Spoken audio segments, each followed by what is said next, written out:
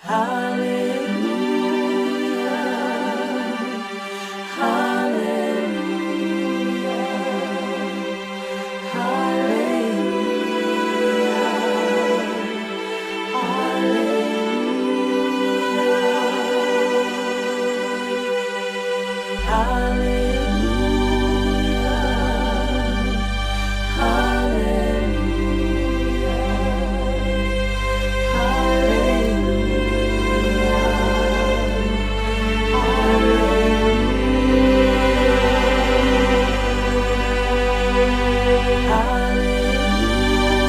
à tous. Bien-aimé en Christ ne fait pas partie des générations qui vendent leurs propres frères, leurs propres sœurs, qui parlent mal des autres, ou qui veulent toujours tirer leurs prophéties, leurs révélations sur la tête des autres. Bien-aimé, il y a beaucoup de révélations que Dieu veut donner, à part que de parler mal des autres, d'exposer les frères et les sœurs. Que les gens ne te poussent pas à parler mal des gens de Dieu. Que les gens, ton entourage, tes amis, tes connaissances, les membres de l'église que tu fréquentes, de la mission dans laquelle tu es, ne te poussent pas à parler mal jusqu'à tuer les frères et les sœurs que Dieu a oints. Pas forcément les hommes de Dieu, même si on veut parler des hommes de Dieu, des servants de Christ. Et si nous nous mettons tout le temps à parler, souvent, d'une même personne, chaque fois c'est la même prophétie sur la même personne, les mêmes réflexions sur la même personne, nous sommes en train de tirer des balles, des mitraillettes, des kalachnikovs contre la personne sans le savoir.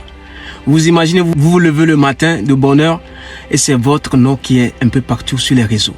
Vous vous levez encore au deuxième jour, au troisième jour, vous voyez que c'est votre nom qui est sur toutes les plateformes, sur tous les comptes des frères et sœurs en Christ.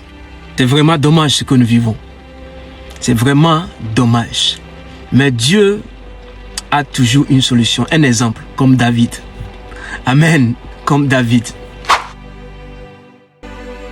Nous lisons les Saintes Écritures. Il est écrit dans 1 Samuel chapitre 24 à partir du verset 4 à 7. Nous lisons la parole de Dieu. Il arriva à des parcs à brebis qui étaient près du chemin. Là se trouvait une grotte où il entra pour satisfaire un besoin naturel. David et ses hommes se trouvaient au fond de la grotte. Les hommes de David lui dirent: voici le jour où l'Éternel te dit: je livre mon ennemi entre tes mains. Traite-le comme tu le jugeras bon. David se leva et coupa doucement le pan du manteau de Saül. Après cela, il sentit son cœur battre parce qu'il avait coupé le pan du manteau de Saül. Verset 7, il dit à ses hommes: que l'Éternel me garde de commettre une telle action contre mon Seigneur, celui que l'Éternel a désigné par onction, qui me garde de porter la main contre lui, car il est celui que l'Éternel a désigné par onction. Amen. Qu'as-tu compris de ce verset de David et de Saül? Vous savez, David avait l'opportunité, une très bonne occasion de tuer Saül, mais il a refusé. Par conscience, de loin de l'Éternel, étant conscient de loin de l'Éternel, il ne voulait pas le toucher. Même s'il a coupé le pan de la robe, le pan du manteau de Saül, il a dit: je ne toucherai pas loin de l'Éternel. En ce temps, David était un grand roi, était un grand guerrier, un grand soldat, face à un autre roi, oint comme lui. Mais il a dit non. Bien-aimés, les onctions ne sont pas des onctions de concurrence, des onctions qui se tuent entre elles. David savait que c'est loin de l'Éternel, c'est de la part de l'Éternel que Saül, c'est Dieu qui a oint Saül, et il respectait l'onction qui était sur lui. C'était son ennemi qui le poursuivait partout pour l'éliminer. Mais il a eu la grâce. Il pouvait faire justice. Il pouvait se venger, mais il a dit non. Aujourd'hui, nous voulons nous venger parce qu'on nous a fait du mal. Œil pour œil, dent pour dent n'est plus en Christ. Si tu as le Seigneur Jésus comme ton Seigneur et ton Sauveur, Tu n'as plus à se venger. Laisse Dieu faire. Et David savait qu'il pouvait le mettre KO comme Goliath, mais il a laissé. Ses soldats l'ont encouragé. C'est le moment de le tuer. C'est le moment de terminer avec lui. Mais il a dit non, les soldats, les disciples de mon équipe, de mon groupe, de ma troupe, restez tranquilles, restez calmes. Ça ne se passe pas ainsi. C'est comme ça se passe aujourd'hui dans le corps de Christ. Nous voulons tuer les onctions. Nous voulons détruire les onctions qui sont dans notre entourage, dans nos relations, dans nos connaissances. As-tu un oint de l'Éternel autour de toi? Dieu veut que tu le laisses et que tu pries.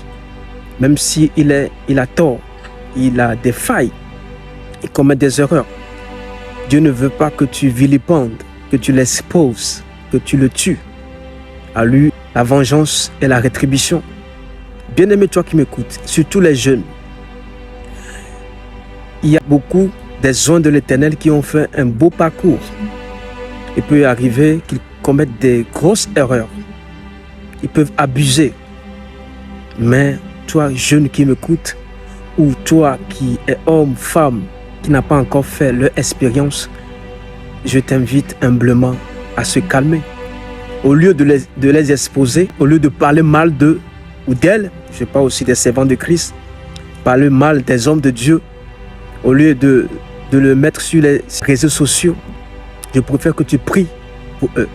Je te conseille d'être à genoux, de prier, d'intercéder pour eux, pour que Dieu leur parle, Dieu les rencontre. Au lieu de faire du mal à ces uns que Dieu a choisis, pourquoi ne pas plutôt les confier à l'Éternel, leur Dieu, leur Père, celui qui les a appelés. Un humain n'appelle pas un humain, c'est Dieu qui appelle les humains pour son service. Le corps de Christ doit faire attention. Ne devenons pas des meurtriers, ne devenons pas des tueurs d'onction, ne devenons pas des gens qui exposent les bergers, les leaders des églises. Beaucoup de leaders, oui, ont des soucis, mais la seule solution, accompagnons-les avec amour, avec compassion. Ah, il est écrit que l'amour couvre une multitude de péchés. Si nous sommes remplis d'amour, je pense qu'il y a des choses qu'on ne ferait plus dans le corps de Christ. Et ça déstabilise beaucoup dans la foi, surtout les jeunes dans la foi, les nouveaux qui arrivent, les nouvelles têtes qui viennent dans nos congrégations, dans nos centres de prière, dans nos missions, dans nos églises. Quand ils aperçoivent que les anciens qui sont là, qui sont censés à protéger les zones de l'Éternel, ont une mauvaise attitude de vouloir tout dire en public, de vouloir tout contrôler. Bien aimé, on ne contrôle pas l'onction. L'esprit du prophète est soumis au prophète. Bien aimé, nous ne pouvons pas tout contrôler dans le corps de Christ. Les hommes sont imparfaits. Aucun humain sur terre n'est parfait. Toi-même qui m'écoutes, toi aussi, tu as des failles, tu commets des erreurs. Et que Dieu nous demande, c'est de s'entretenir par amour. Et ce que je conseille encore ici, c'est de chercher l'approbation du Saint-Esprit. Qu'est-ce que Dieu nous dit en ce moment? Même si Dieu nous parle des fois dans le silence, gardons la discrétion et prions pour ces hommes et ces femmes qui peut-être ne sont plus sur le bon chemin ou sur la bonne route, au lieu de vouloir tout dire sur les réseaux sociaux. Bien-aimés, Dieu ne nous a pas appelés à détruire l'œuvre de Dieu sur les réseaux sociaux. Dieu nous appelle plutôt à construire, car c'est un moyen de communication. Et Dieu veut qu'on communique selon que le Saint-Esprit nous le dit, pas selon notre chair, notre émotion. C'est vrai que peut-être que tu as été blessé, tu as été touché par certains comportements des hommes de Dieu, des servants de Christ, ou même de l'Église entière.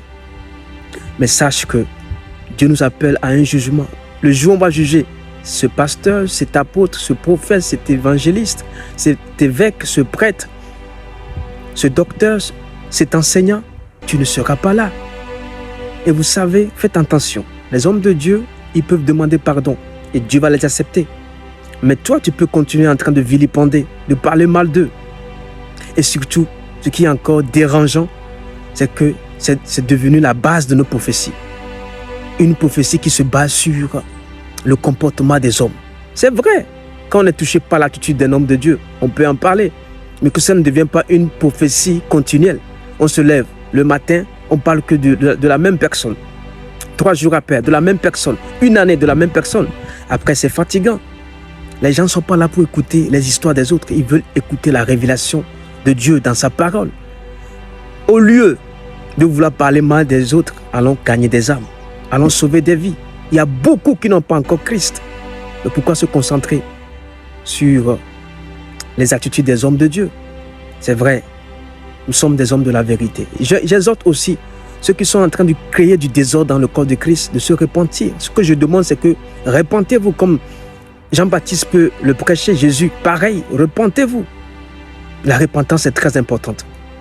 Au lieu de vouloir détailler tout ce qui se passe, même des fois, nous oublions que nos familles nous suivent, nos collègues nous suivent, nos connaissances, nos amis nous suivent. Ceux qui doivent recevoir Jésus nous suivent dans nos délires, en train de parler mal des autres. C'est un mauvais caractère. Bien-aimé, toi qui m'écoutes, change de caractère. Et nous vendons nos frères, nous vendons l'Église, nous vendons les hommes de Dieu, les servants de Christ, soit disant que nous sommes dans la dénonciation. Jésus n'a pas dénoncé. Jésus a pris soin des païens. Il a multiplié des pains. Si tu ne peux pas multiplier des pains, guérir des malades, chasser des démons, ce qu'il y a encore à faire. Tu n'es pas là pour la dénonciation, pour dénoncer les gens, mais tu es là pour sauver, pour guérir, pour transformer, pour amener le royaume sur la terre dans la vie des gens, les gens à la connaissance de la vérité. Ça ne sert à rien. C'est perdre notre temps. C'est des choses inutiles. Bien-aimés, il y a beaucoup qui attendent la révélation des fils. Ils attendent. Allons vers eux. Les hommes de Dieu seront toujours des hommes de Dieu. Les servants de Christ seront toujours des servants de Christ. Ils ont des comptes à rendre. Laissez-les avec Dieu. Laissez-les avec Dieu. Amen. Et nous vendons nos frères. Nous exposons nos frères. Que Dieu nous pardonne. Et ce qui m'a touché en pleine sainte scène, nous allons lire les Écritures. Je lis la parole de Dieu dans Luc chapitre 22, le verset 14 à 23. Luc chapitre 22, verset 14 à 23. L'heure étant venue, il se mit à table et les apôtres avec lui. Il leur dit, j'ai désiré vivement manger cette Pâque avec vous avant de souffrir. Car je vous le dis, je ne la mangerai plus jusqu'à ce qu'elle soit accomplie dans le royaume de Dieu. Et ayant pris une coupe et rendu grâce, il dit, prenez cette coupe et distribuez-la entre vous.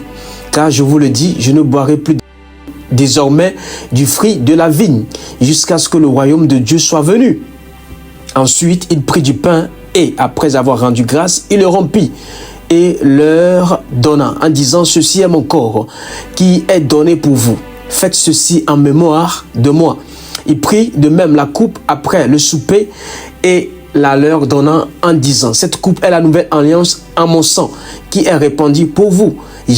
Cependant, voici la main de celui qui me livre est avec moi à cette table. Le Fils de l'homme s'en va selon ce qui est déterminé, mais malheur à l'homme par qui il est livré. Et ils commençaient à se demander les uns aux autres qui était celui d'entre eux qui ferait cela. Gloire à Dieu. En pleine sainte scène, Jésus a dit qu'il y a une personne qui devait me trahir. Il s'agit d'un disciple, Judas Iscariote. Malgré qu'on lui a annoncé que il sera cette porte ouverte, cette pierre d'achoppement pour livrer Jésus. Il n'a pas fait cas de repentance. Malgré tout ce que Jésus a fait devant lui, les miracles, des prodiges, il ne s'est pas repenti.